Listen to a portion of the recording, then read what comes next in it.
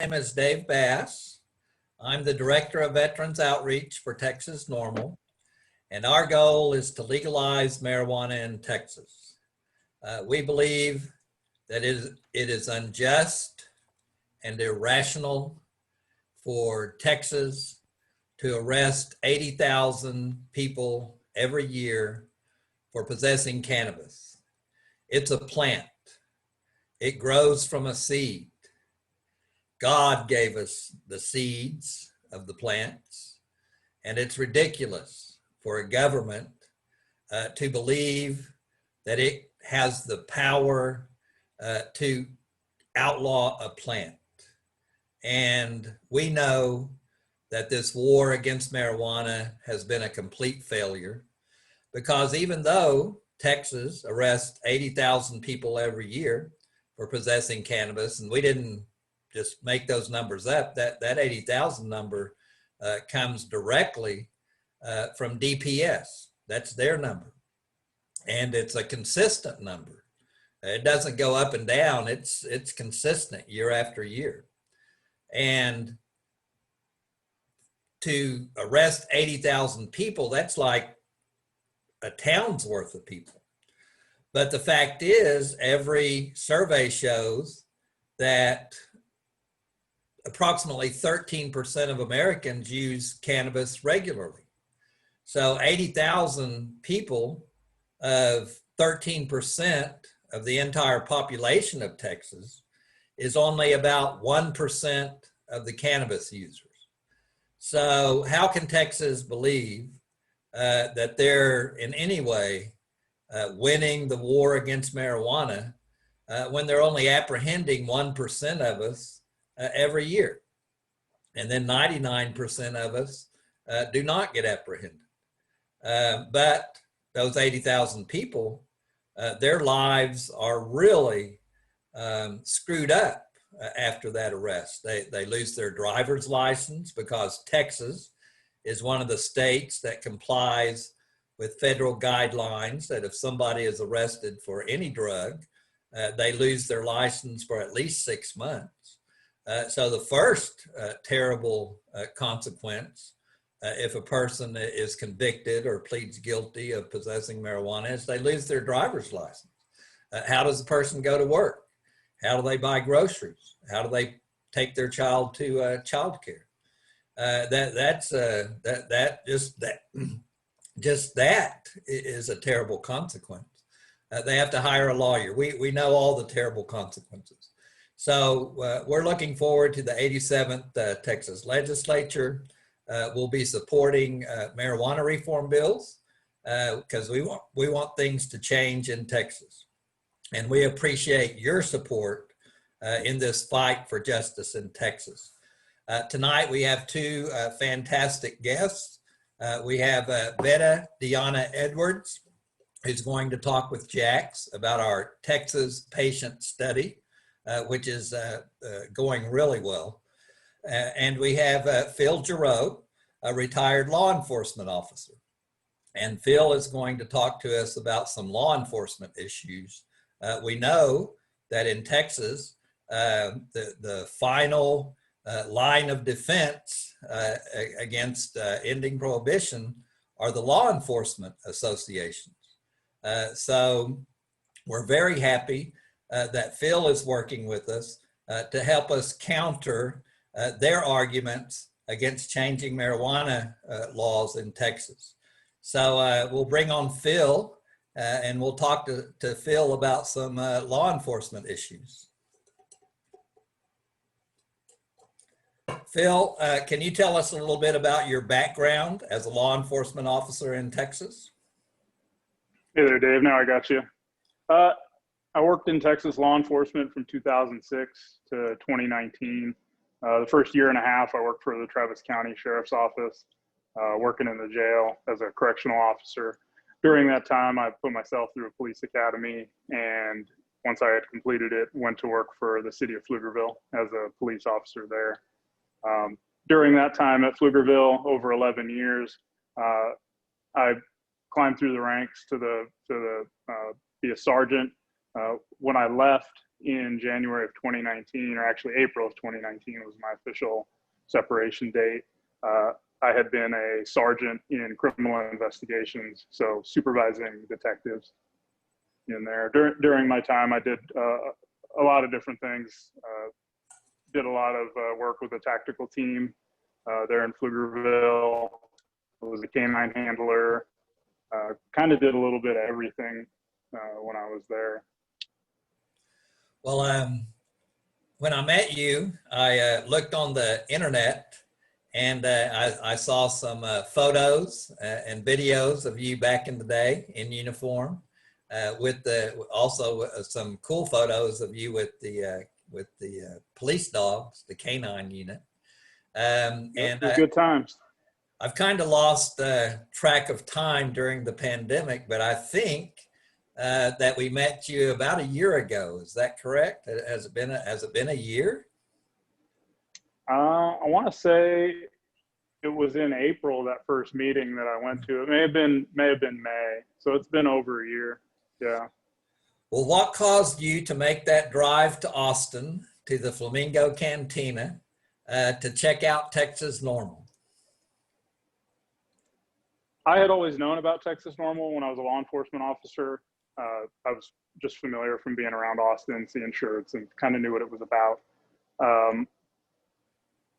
One of the main reasons that I left law enforcement was PTSD, suffering from the effects of PTSD, which continued to develop after I left. I found tremendous relief with cannabis. I actually started trying with CBD oil, with legal CBD oil, and found some benefit with that, but found a lot bigger benefit with actual cannabis. Given that I arrested probably hundreds of people during my career for cannabis, the fact that I get such tremendous relief from this plant, I felt an obligation, a duty to be public about my story, to tell my story to other people, and try to help get this plant legalized. I felt like I'd be a hypocrite if I would take advantage of the benefits of the plant after depriving other people of their freedom because of the same plant. So I want to make sure people know that obviously I've changed my views on the plant, and I want to spread that word. Well, what is the attitude of your average police officer on the street about marijuana? Do most police officers in Texas really believe that marijuana is a dangerous drug and that people who use marijuana should be arrested and imprisoned? I mean, obviously police officers, they run the full spectrum of opinions on marijuana, just like anything and anybody. The majority of the people that I know, and obviously I know a lot of police officers from different agencies around Central Texas mostly, most people really don't see it as a priority. It's a pretty benevolent drug as far as its harm to society. People aren't smoking cannabis and getting involved in domestic violence situations, anything like that. I mean, nothing like what we experience with legal drugs such as alcohol, which is can be so destructive to society. Cannabis is nothing like that. Well, last legislative session, representatives of various law enforcement associations would come up to the Capitol and testify to the committees who were hearing the marijuana bills that we were supporting, and that they were all using a phrase called that seems they had coordinated it, and the phrase they were using was officer discretion. And what they were telling the legislators when they testified was that they need marijuana laws to stay as they are because officers need the discretion to use marijuana laws to help them solve more serious crimes. And they also said that they never arrest people just for marijuana. And we know that that's not true, because Texas NORML, we get contacted constantly by people seeking legal advice and seeking help who were arrested just for marijuana. What are your thoughts on their argument about officer discretion? I think what they're saying in a roundabout way is they want to be able to use the odor of marijuana to search anything they want. It's awfully convenient that there's nobody there to confirm that. You can't capture that odor that they claim to smell. So essentially, anybody that claims to smell the odor of marijuana coming from a vehicle has probable cause to search that vehicle. And them being in a vehicle is an exception to the warrant requirement of the Fourth Amendment. So I think a lot of it is about that, about wanting to be able to search pretty much anything that they decide. And another big driving thing is asset forfeiture. If people don't understand the asset forfeiture laws in Texas, I recommend that you look them up. Your property can be seized if it's involved in any felony drug crime. That includes your home, your vehicles, any other property that you own that can be seized by the government and sold at auction or be put to use by that government agency. Well, we're doing this patient study, Texas patient study. We have close to 1,500 responses, I believe. And Viridiana was telling us that a lot of people responding to this survey are saying that they get their cannabis from out-of-state medical marijuana programs, which I found to be very interesting. So that means that they're going to another state where they have a medical marijuana card and they're purchasing their medicine and they're bringing it back to Texas. And so they're taking a huge risk, and I'm sure they're making a calculation and trying to make the best choice, which is, do I purchase cannabis illegally in Texas on the black market, or do I go across state lines and get myself registered as a medical marijuana patient in some other state, and then purchase it there and bring it back? When they bring it back, of course, they're crossing state lines, probably with concentrates, edibles, which are a felony. And so what would be your advice to them and to us when you're driving down the highway in Texas and that red light flashes in our rearview mirror? What's the proper response from the time that light flashes to the time that the police officer comes up to your window? To start, I would always recommend, or I would recommend to never, ever, ever smoke cannabis in your car while you're driving. There's a couple issues there. Obviously, if you're intoxicated and you're driving, there's a good chance that you're going to be arrested for driving while intoxicated. The law applies just the same to intoxication on prescription medications, cannabis, alcohol, any of them. So obviously not driving intoxicated is important. The smell of cannabis is very strong and it's very distinctive. So if you're smoking in the car, it's going to be pretty obvious. Keeping things in like airtight containers or smell-proof containers, there's a lot of options there that you can look online at. But as far as an interaction with a police officer on a traffic stop, I'd recommend, if you can, to film the interaction. There's also ways to set up your phone with smartphones that when you get pulled over, you can hit one button or tell your phone you're being pulled over. It can there's ways you can look it up. It'll send your location to a family member or whoever you want. It'll automatically start uploading live video feed and send your location, show it on the map, do all those things. Be polite and cooperative with a police officer. Being rude and confrontational is not going to get you anywhere. It looks bad on video. If there is a subsequent criminal case and a prosecution, just be polite and cooperate with the officer, but also be firm in asserting your rights. You don't have to tell an officer where you're going or where you're coming from. That's a decision that you have to make.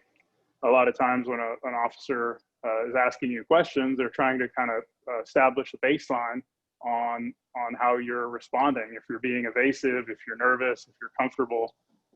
So they're going to try to talk to you and get some information out of you, see if you contradict yourself or seem extra nervous.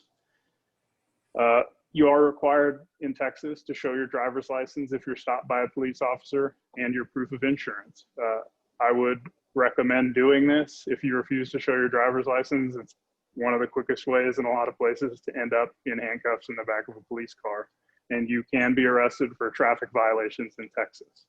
The only two infractions that you can't be arrested for, actually a physical custody arrest, is speeding and, strangely enough, open container.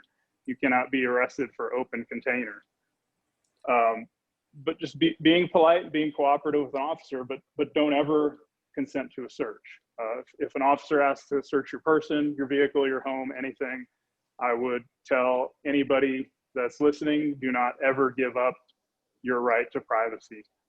It is a sacred right. It's in the Fourth Amendment of the Constitution. So you never know if one of your friends borrowed the car and somebody may have dropped a prescription pill, and it could be something as benign as an 800 milligram ibuprofen. I've seen officers arrest people for a prescription ibuprofen that is 800 milligrams, which is the equivalent of 4 over-the-counter ibuprofen pills. So speaking of officer discretion, there's some people that don't use very good discretion, and they may be punitive in their decisions. I think I covered that. Filming and not consenting to searches, that's really the biggest thing. Being smart, make sure, to avoid being pulled over, follow traffic laws, make sure your brake lights, all your equipment on your vehicle is working. Yeah, I think that's it. Well, let me get my billfold here. One of the most popular things that Texas NORML passes out at events that we go to, in-person events, if anybody remembers those, is the NORML Foundation Freedom Card. And so I have mine here. I don't know if you can see it, but they're especially popular at the Austin Reggae Fest, and especially popular among young people because a lot of young people, they don't know their rights. They have no idea. And one of the things that the card says is talks about asking an officer if you're being detained. What's that all about, to ask an officer that question? Well, a police officer, just like any person, could come up to you and talk to you. They don't have to have any specific reason. If they just want to come and have a chat, they can. So it's important to know and understand if you are under some obligation to stay where you are, or if you can walk away. Just like if any other person walked up to you and wanted to talk to you, if you don't want to talk to them, you can tell them, I'm sorry, I don't want to talk to you, and walk away. So understanding if you're detained, and obviously if there's an armed agent of the government in a uniform with their badge displayed and and a firearm, people are intimidated by that, and they're not always sure if they are free to leave. So that is a good question. to ask if you're free to leave. The other thing that I forgot to mention is never make any admission. I know right now with all the hemp laws changing, and now that hemp is legal, which it's impossible to tell the difference between hemp and marijuana on the side of the road. It's impossible to tell the difference without a lab test. There's a lot more people getting searched. I mean, you could even be, I was at the farmer's market recently in Georgetown, and there's a vendor there that has probably a jar of a couple of pounds of hemp flower that they're selling. You can't tell the difference. It looks exactly the same as big giant jars of cannabis that I've seen when I visit Colorado. So you never make an admission. An officer may say, well, you know, so you have marijuana, you like to get high, something like that. They may ask a leading question that gets you to admit that you know what you have isn't hemp. So if it requires a lab test, make the government pay for a lab test if they decide that they want to arrest you for a substance that they may presume is illegal. But if you can't tell the difference, make them go through that effort rather than making an admission and getting your car searched based on that admission. I know the city of Austin in their policy, searches are not made shouldn't be made just on the odor of marijuana alone. But what you have to understand is even when you think you're in Austin, you may not be in Austin. There's small jurisdictions that surround Austin, and really any city. There's 254 counties in Texas. Within each county, there's a sheriff's department. There's usually multiple constables' offices. They have their own deputies. There's multiple municipal police departments. There's all kinds of law enforcement officers that you may come into contact with.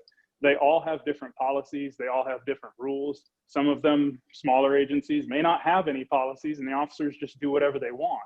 So you have to understand, especially if you're traveling through Texas, you may end up in one of those places where police officers do what they want, and that may violate your rights. So you have to be very careful. Do those same bits of advice also apply? Is there anything special that you would say if police show up at your home, like a neighbor says, I smelled marijuana coming from their backyard? What if the police show up at your front door? Never let the police in your house unless they have a warrant. There is not a search warrant exception to a residence like there is for a vehicle. So unless they have some other exigent circumstances, such as imminent destruction of evidence, if they think you're flushing something down the toilet, but typically officers are not going to force their way into a house on a marijuana case. That doesn't mean it won't happen, but I would recommend, again, never consent to a search, and that's any search.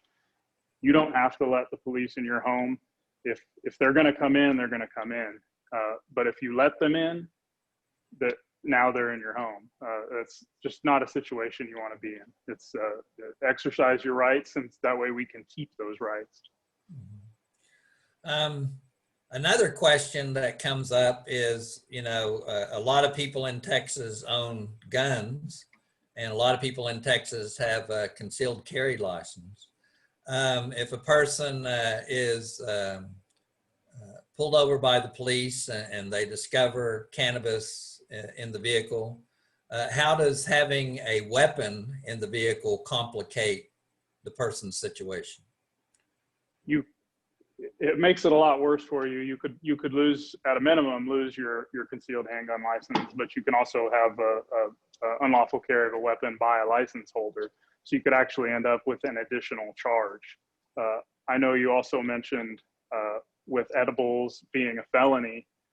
In Texas, the only misdemeanor marijuana charge is for cannabis flower. So cannabis buds under 2 ounces are a Class B misdemeanor, and up to 4 ounces is a Class A misdemeanor.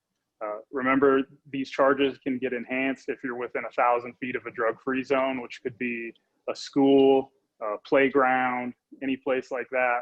If you really start looking at maps and drawing big circles of 1,000 feet, those areas cover a a lot of places, especially in cities. So if somebody wants to enhance a charge, say from if you had over 2 ounces of marijuana flower, that charge could be enhanced to a state jail felony simply because you're within 1,000 feet of a drug-free zone. Even if you're not, at a school intentionally with cannabis, if you're within that 1,000 feet and you don't even know it, you could be charged an additional charge.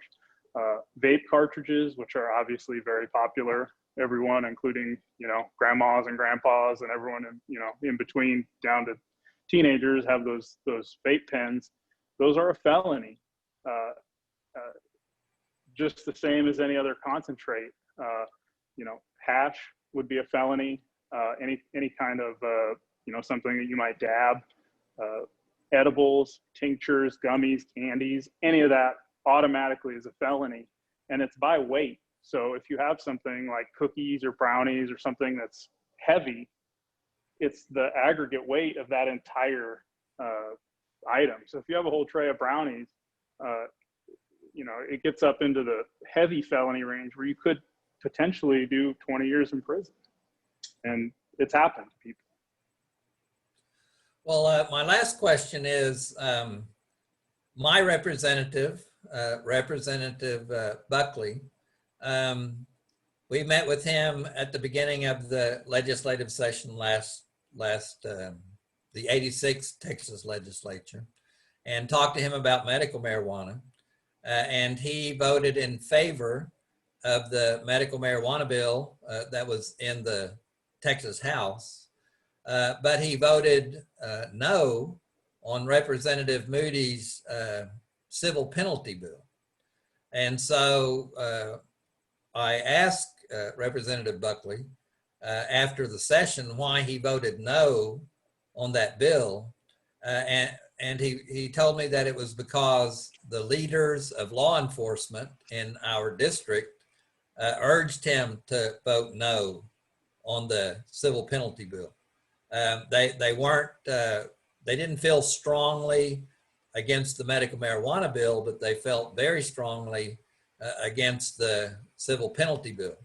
And so my question is, why do the law enforcement associations in Texas, why are they so much against even a simple bill like the civil penalty bill that would have made possession of an ounce or less just a civil penalty with no arrest, no jail time? Why would the Police Chiefs Association, the Sheriff's Association, the other law enforcement associations, why would they be opposed even to that small reform? Part of it I touched on before with the asset forfeiture issues. A lot of those organizations are either headed by current chiefs of police or former chiefs of police. A lot of these guys have that old school mentality. I think you're going to see a change in the attitude concerning cannabis as younger people start to take over the ranks. People from other states where they've been, where there's responsible adult use markets that have been successful and the world hasn't fallen apart in those states. So there's people with attitudes that are changing and evolving. I think that's a really big part of that, is just kind of that old school mentality. The difference that we have this time with this next legislative session, obviously, if anybody watches the news or knows what's going on in the world, is with a push for social justice reform. And the prohibition of cannabis is rooted in racism. It started because of racist ideas. The word marijuana was actually created to sound more nefarious when there was a lot of Mexican immigrants coming to the southwestern United States in the early part of the 20th century. And that kind of grew out of those racist ideas and a lot of the propaganda into cannabis prohibition. Anybody that has any common sense knows that Black and brown people suffer the worst from cannabis prohibition. You can look at the stats yourself and come to your own conclusions. I don't think it's too hard to come to that conclusion. So with a push for social justice reform, I think legalization of marijuana is a really important first step. There's a lot of people that are still imprisoned for nonviolent marijuana crimes. That needs to change, especially when you have, senior members of the government that are heavily invested in cannabis companies while it's still federally illegal. You have people benefiting and making millions or billions of dollars on cannabis in certain states while people remain in prison over nonviolent offenses. It's really shameful for the US. It's really shameful for Texas. Well, I agree that if law enforcement truly wants better relations with their communities, one of the most positive things they could do is stop arresting people for possessing small amounts of cannabis. That would go a long ways toward helping police officers and members of the community to be able to establish a better relationship and trust. Would you agree with that? Absolutely, 100%. I think it would make a huge difference. Yeah. Well, I'm looking forward to the 87th Texas Legislature. We don't know what form the session will take as far as us lobbying at the Capitol. But whatever the rules are, we're going to be there fighting for marijuana reform. And we're so happy, Phil, that you're going to be with us this session, to be with us the entire session. And it's quite an experience. Yes. We're encouraged that you're going to be on our side. Well, I'm excited. I'm hoping that I'll be able to appear in person so I can look our legislators in the eye and tell my story. I think it's been impactful with a lot of people. I think I've been successful in changing a lot of people's minds and just hopefully continuing to change the tide. I know we're on the right side of history, and hopefully we can have some success in this next legislative session. All right. Well, I enjoy talking to you, Phil, and I'm glad that we were able to cover a lot of ground in 30 minutes. So I'm going to turn it over to Jackson Viridiana now. Thank you. Hi guys, thanks for having me back on. So what we're going to do is we're going to, let me see, where's B? I'm going to start her video and bring her on with us. So we're going to do a Q&A with everybody at the very end. And as I segue to talking about Viridiana and what she's doing, I did want to make note, Dave had mentioned about arresting and knowing your rights, and so many people are still getting arrested. And actually someone commented in the comments that they are looking for a lawyer in Austin for 2 grams of wax that they got arrested for. So I know that Jamie Spencer, our legal counsel, is actually on right now. So he's someone that you could look up for that person. Additionally, I dropped a link to Jamie's last Know Your Rights meeting. He does one about every year whenever he hosts and MCs. And last time was in September, and he's going to be the MC for November. So I hope that he'll have some more information on that. But now let's start talking about the Texas patient study on medical cannabis. So I am joined today with Viridiana. She was born in El Paso and she served in the Army in Kandahar. She was medically retired in 2015 after 10 years of service. And she had some injuries from her service that she went to the Department of Veterans Affairs for help, and the prescription pharmaceuticals didn't quite help her how she had wanted. She ended up doing a really amazing study through El Paso UT called The Battle Off the Battlefield, Exploring Medical Cannabis Use Among U.S. Veterans Looking for Relief. And what's really cool also, which I love, is that she's been accepted to the first class in the nation's history. It's a Master's of Science in Medical Cannabis, Science, and Therapeutics, and it's at the University of Maryland in Baltimore. And so what Viridiana is going to talk to us about is this study that she has launched with Foundation for an Informed Texas, and just to kind of tell us a little bit about what's going on. So first, before we kind of delve into the study, Viridiana, I was wondering if you would tell me, what was it whenever you were seeking help and the doctors were prescribing you pharmaceuticals, what led you to create that first study? It was having those interactions with other veterans that were experiencing the same things. I was talking to classmates, even conversations with my husband and with his classmates. We were finding that there was more and more veterans that were using cannabis, and their reasons were similar. Their pharmaceutical medications weren't necessarily treating their disability, but they had medications that were treating side effects. So some of these medications, they're not necessarily, treating what they're supposed to be treating. And the more we talk to people, the more I saw, there's something going on out there, but everybody has different reasons, but they also had very similar reasons. They were tired of prescription medications. Yeah. So it sounded a lot like your story, right? Could very similar. Yeah. There. Yeah. Definitely. So what was your purpose behind wanting to do this study? Can you tell us a little bit about that? Here in Texas, we have a medical cannabis program, as you know. Unfortunately, the THC, it does have some limitations. So it does limit exactly which cannabis we have access to. And then also the list of pre-qualified conditions, that's also very short. So there was something that I could offer both the Foundation for Texas and our legislators, which was research. I love to do research. And if this is something that I can provide, which is just numbers to them, actually doing the work for somebody that maybe they just don't either have the funds for, or they simply don't have the time to do it.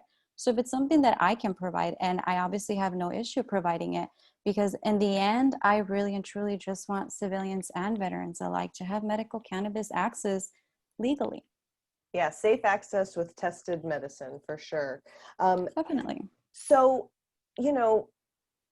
delving into this session, right? We don't really know what to expect. Is it going to be in person? How much engagement can people have? So this actually is going to end up being really important because it's going to be able to give voice and data to a lot of patients and caregivers that may not be able to make it up to the Capitol necessarily. So I was wondering, as you're pre-looking at some of the data in advance, what are some of the kind of takeaways that you're seeing right now? What are some of the things that are really standing out to you? I kind of like the idea of it being virtual because it allows us to give them thousands of voices in one little location, as opposed to having thousands of people sit down and be able to speak to them. So I enjoy that aspect. And speaking of thousands of people, we have so far 1,442 responses to our survey. We have a lot of responses. Our goal was 1,000. So we've exceeded that goal. As of right now, we're shooting for 2,000. But honestly, whatever we can get, whether it be 2,000, 5,000, I'll be happy with 10,000.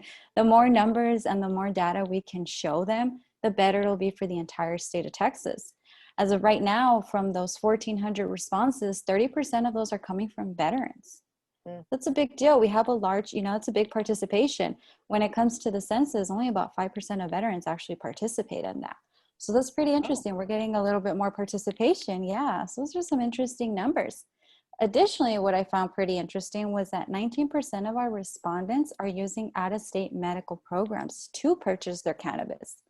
So they're illegally purchasing legal cannabis to use, in Texas.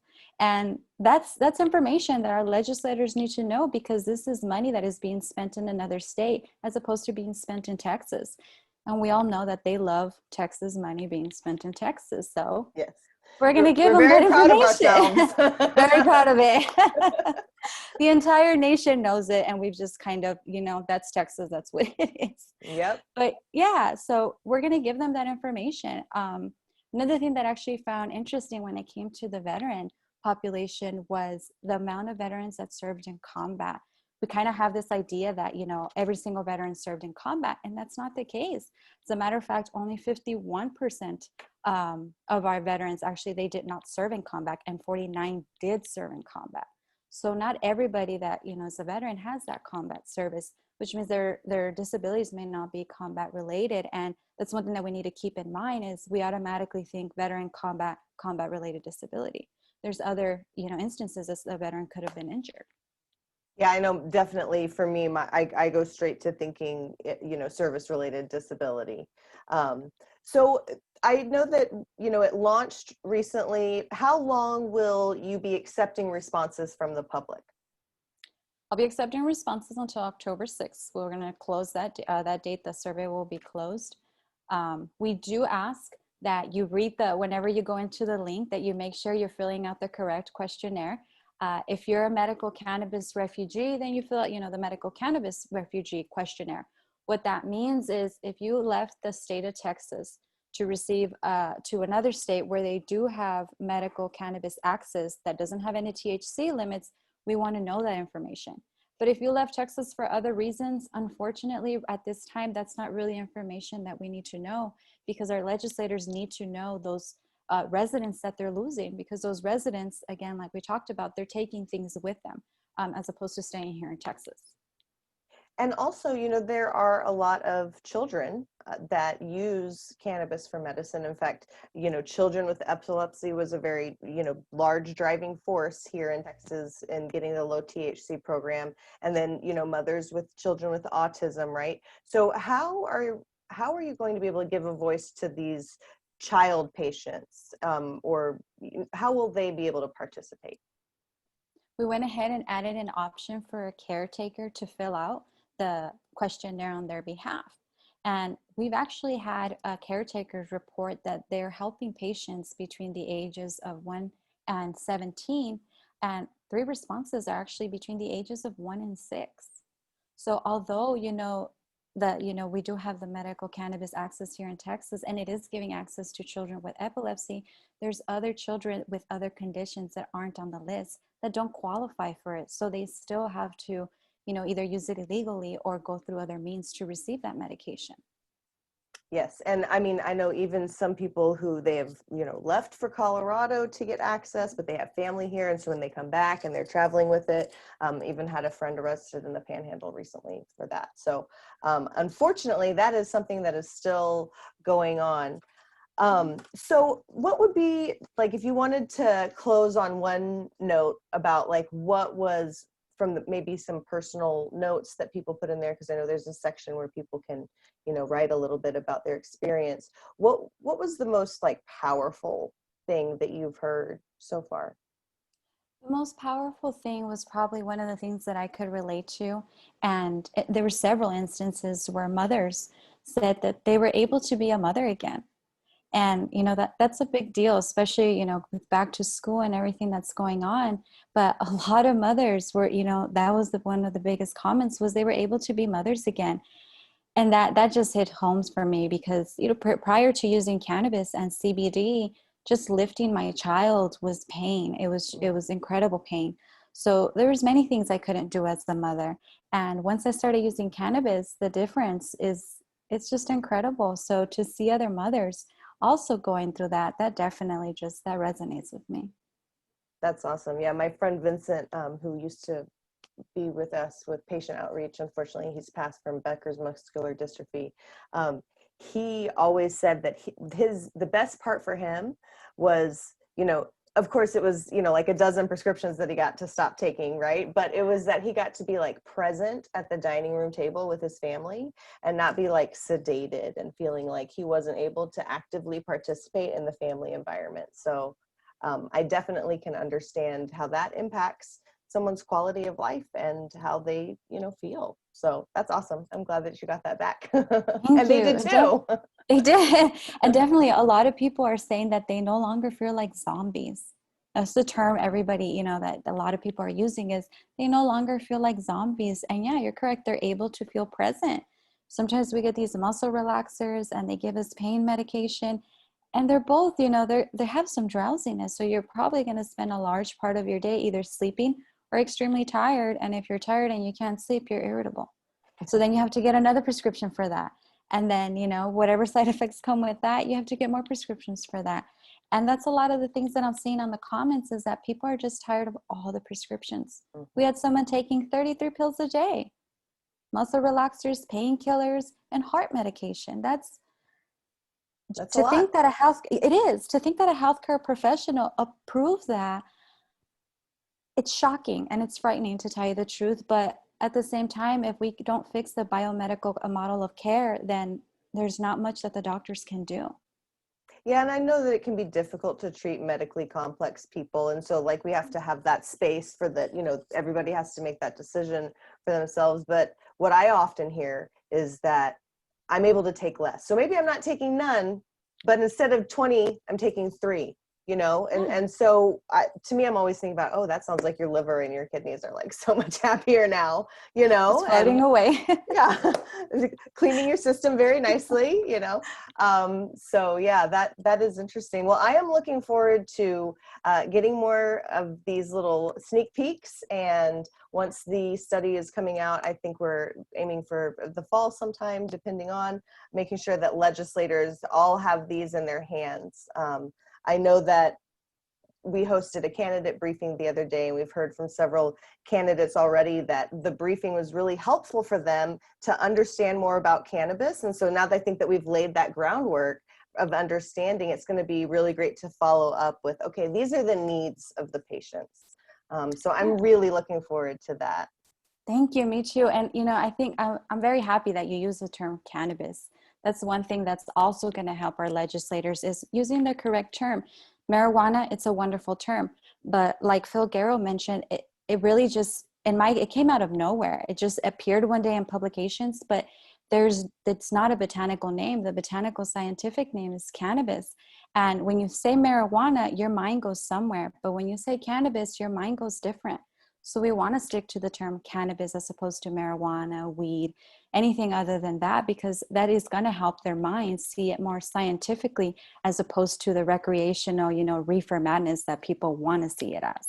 Yeah, and I know I personally really relate marijuana to like the statute, to the law, you know, which by the way in Texas, they spell with an H, not a J. They sure do. Marijuana, right? Juana. And then I think of cannabis sativa L as like the science behind it. So it definitely does have 2 very different tones. And when you use it, you know, people get different impressions about it. I know whenever I bring it up to someone who maybe isn't very familiar with it, I always like to use the word cannabis because I know that's what they're going to go Google. And it kind of gives you different information than if you Google marijuana. So, yeah, you know, it does. It really does. You're welcome. So we're going to go to talking real quick about some voter information, and then I'm going to bring all of you guys back so that we can do some Q&A. For those of y'all that are on the Zoom, I want to let you know that there's a Q&A chat box down at the bottom. I do see that there are a couple questions there that we'll get to in a little bit. I am also watching on my phone on the Facebook stream. And so if you guys have any questions there, make sure to drop them. What I want to cover next is, you know, normally this would be a meeting where we would have a voter registrar and we would be getting people registered to vote.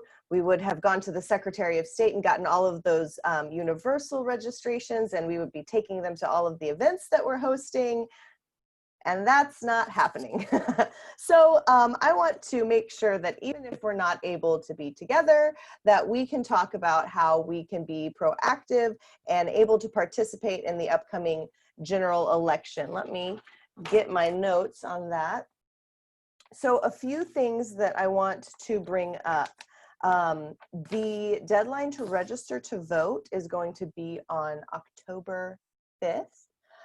So that will be coming up pretty soon. I'm going to put all of the links from this stream all in a blog post so that you guys can find the link to the study. You can find the link to the other Know Your Rights video. You can find the link to register to vote. And I'll also put a link there for the voter guide.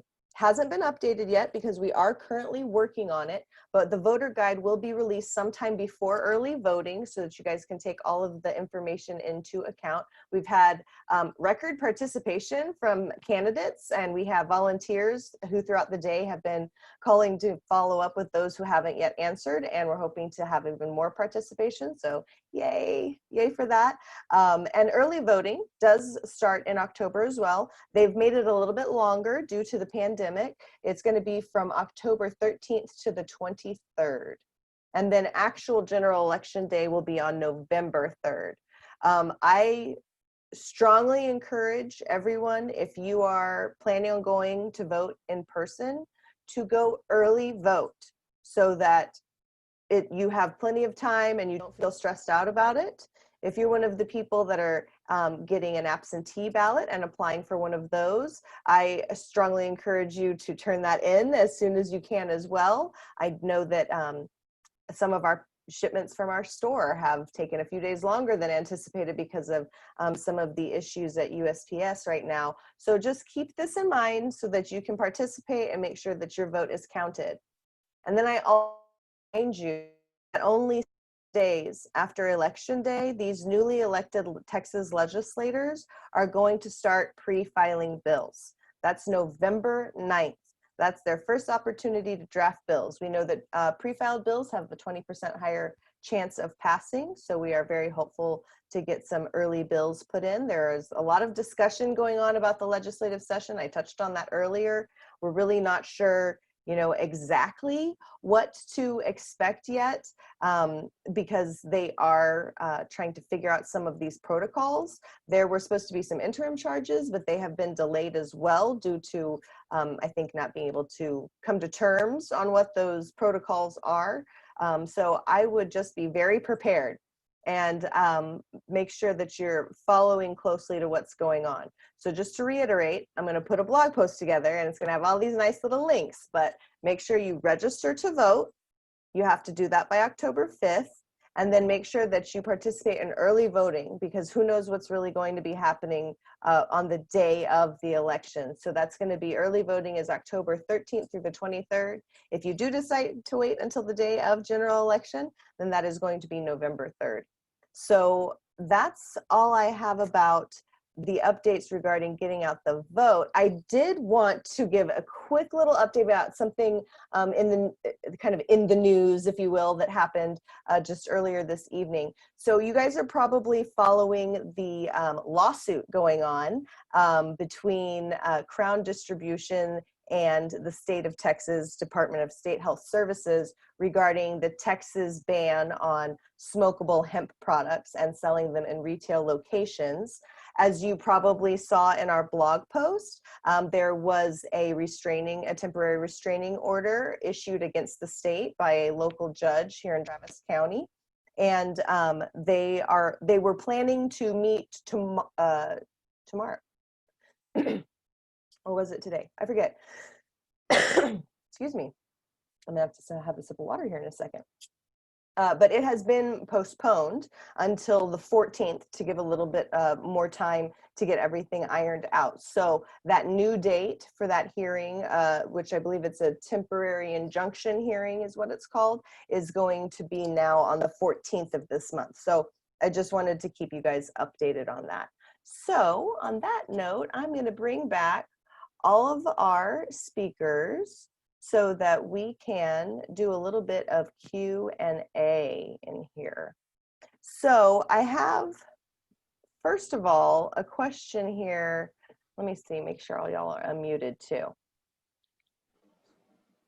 All right. So do y'all believe that Mexico will legalize before Texas does? Oh, that's an interesting question. Do you guys have any thoughts on that? Yes. My answer is yes. Oh yeah, I believe they already have. They're just like setting down the regulations of how they're actually going to allow their civilians to use it. But yeah, they're headed on a wonderful road. Yeah, I saw a cool photograph. They were discussing this issue the other day in the Mexican legislature, and one of the proponents of legalizing marijuana in Texas She brought a marijuana plant and put it on her desk while they were having the debate. And there's a really cool photo out there of her marijuana plant sitting on her desk.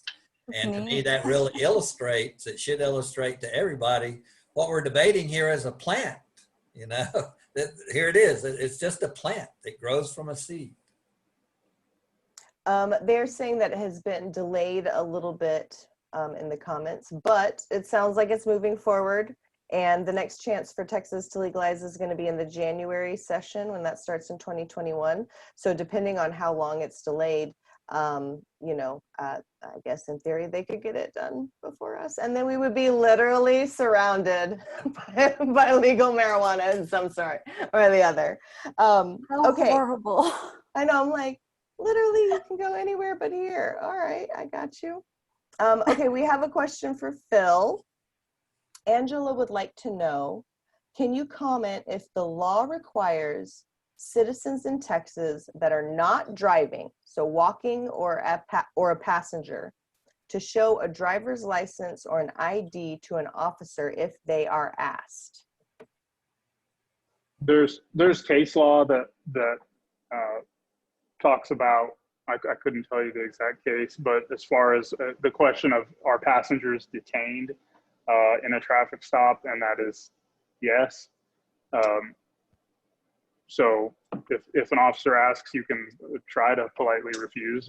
And again, like we talked about before, it's asking, are you asking me, or are you telling me to show me your driver's license? But in Texas, the only time you're required to identify yourself is if you're under arrest. So don't lie about who you are. If you lie about your identity and they find out, that's a criminal offense and you could go to jail for that. But as far as a driver is the only person that's required to display their driver's license, but technically you are detained when a vehicle is stopped if you are a passenger, but that doesn't mean that you have to identify yourself. You can politely refuse it, and if you're not under arrest, they can't make you. Okay. You made me also think about, I'm going to tangent really quickly, those lawyers who sing that song, Don't Eat Your Weed, because it's a third-degree felony, and they like sing a whole thing about it, because you're destroying evidence, right? Isn't that what the deal is there? It's considered tampering with evidence, and it's a third-degree felony. You could do 2 to 10 years in prison and pay up to a $10,000 fine, and that's just for simply throwing a bag of cannabis out of the car, or eating it, or anything like that. Remember, you can't tell the difference with cannabis, and marijuana and hemp are both cannabis. So if, again, and it's like you were discussing with using, you know, different terminology. If you use the terminology cannabis, you're not admitting to a crime. I wouldn't admit that anything is any kind of substance. You have the right to remain silent, and I would probably recommend in a situation like that to do so. You know, let an attorney sort it out later on. Hopefully, if you're able to get a decent attorney or afford one. Yeah, because it is also a cost to, you know, the person who's arrested. We talk about, oh, it's, you know, it can be up to $10,000 cost per arrest, you know, to the state taxpayer, but that doesn't include, you know, what it also costs to the person who's now got to go get, you know, a lawyer, go hire themselves a Jamie. And also the burden, I mean, you have the burden of getting your car towed while you're in jail. Your car is accumulating fees that a lot of people can't afford to pay. That suspension of their license makes it so if they do want to drive to work or to, you know, try to earn a living, they're having to make a choice of breaking the law simply by driving a car that they own, you know, because their driver's license has been suspended. And in Texas, those suspensions, if you don't pay your surcharges, your fees, it's like it's a compounding problem. It never goes away. They suspend your license and they give you suspensions on top of the suspensions. I've seen people during my time when I was a law enforcement officer, there was people stopped that have over 40 active suspensions on their driver's license. There's no way that anybody could ever afford to pay those. So again, that's another issue, a social justice issue. Texas shouldn't be able to suspend your license an unlimited number of times and make it to where it's impossible for somebody who even wants to do the right thing and who wants to be legal. People get to where they can't, and they don't have any other just choice to make but to break the law and drive. And then you get another ticket for breaking the law and driving to go to work, or, you know, whatever it is that you're going to do.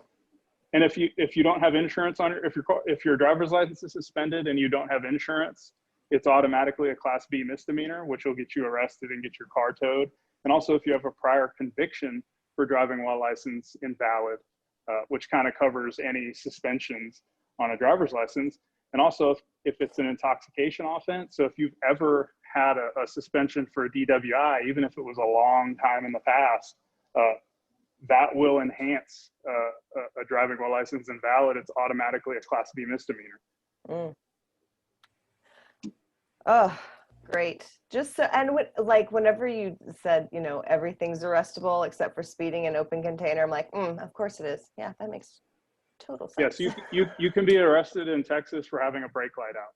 It's completely lawful for a police officer to put you in handcuffs, tow your car, take you to jail over a turn signal, a brake light, anything like that. The only thing that you cannot be arrested for, which is actually in the law, in the Code of Criminal Procedure, is speeding and open container.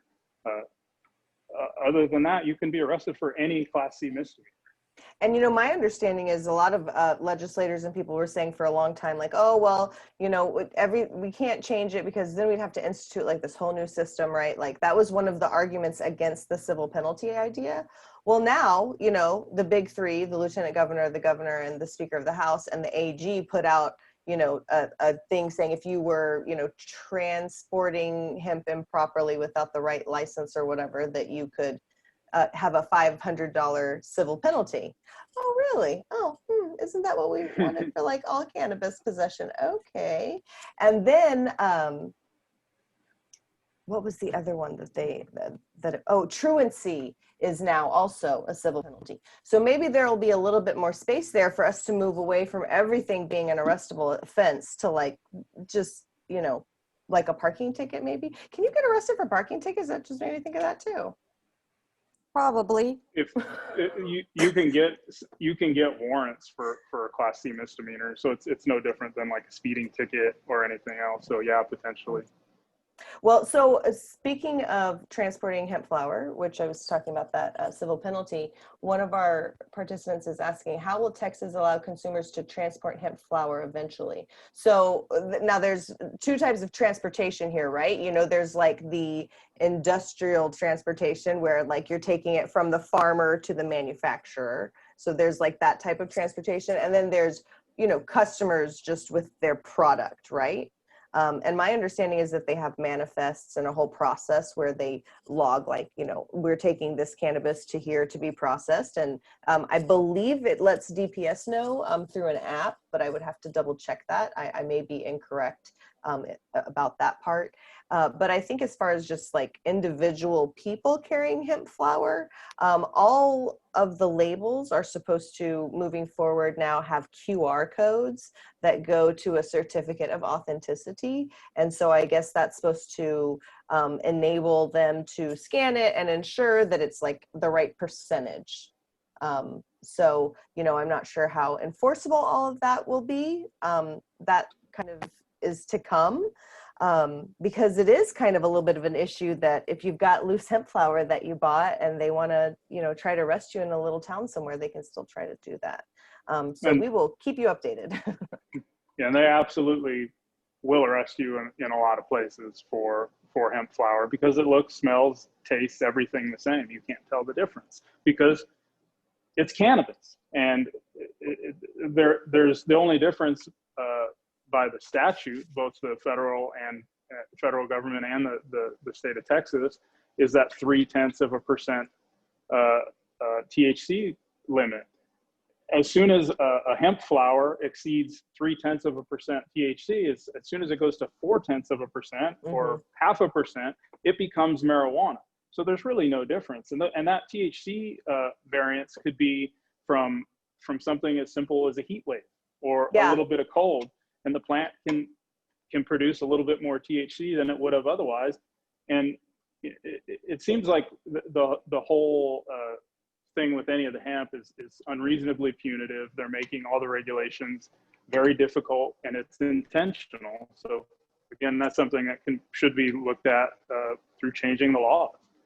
Stop punishing people, you know. No, go ahead. If this is an agricultural state and we want to encourage, you know, the growth of farming and agricultural industry in Texas, cannabis is a huge market. It's a multi-billion-dollar market that we as a state are making it next to impossible for people to get involved in. The licensing, the regulation, it's all just a nightmare. My belief is that it's intentional.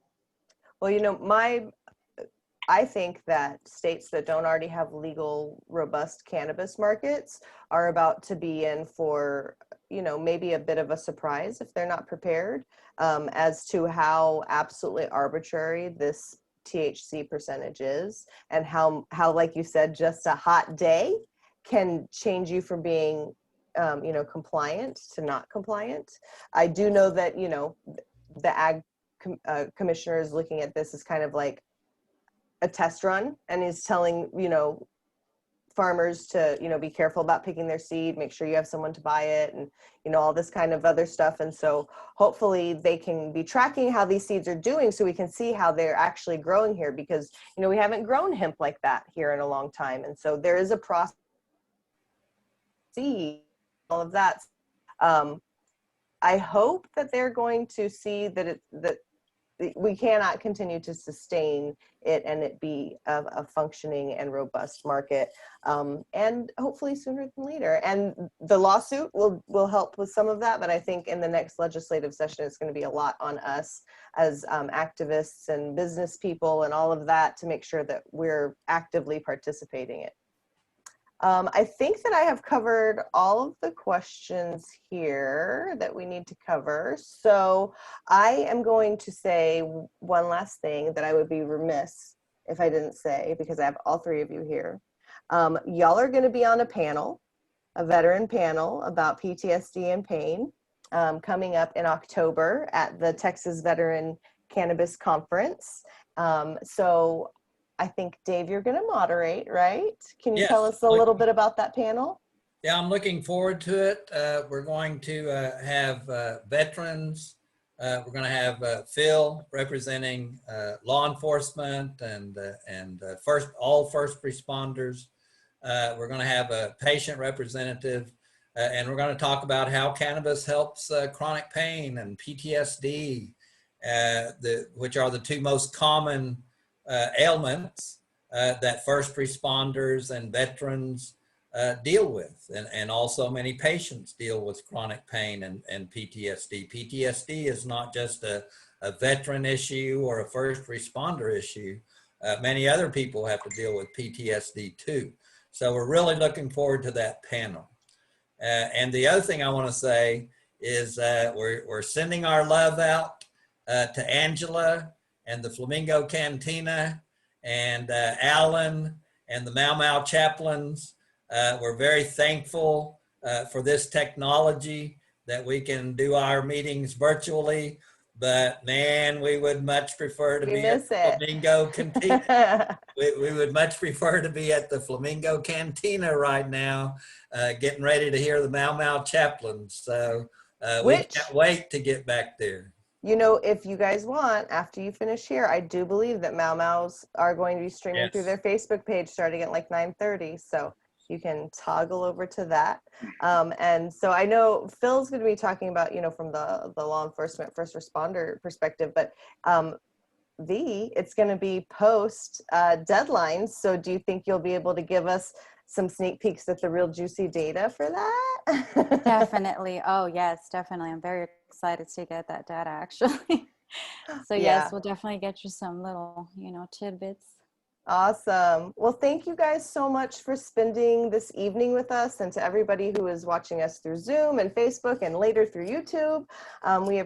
We appreciate you participating as well. We'll continue to keep you updated, and we'll have a blog post where we'll have all of those important links for you to click on and learn more. So on that note, I'm going to go ahead and say goodbye with a Zoom wave. Bye, everybody. Bye, everybody. Bye.